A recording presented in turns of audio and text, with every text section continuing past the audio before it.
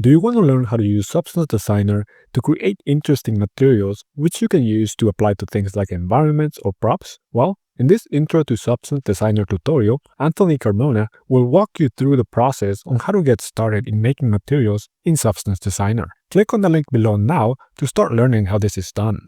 Anthony will start you off by explaining the theory behind physically based rendering, and from there he will show you the ropes to get started with the most useful nodes found within Substance Designer. This is a perfect tutorial for anyone who is new to Substance and would like to learn how to get started.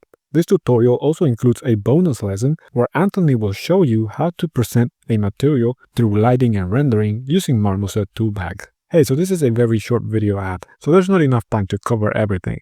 Click on the link in the description now to get started.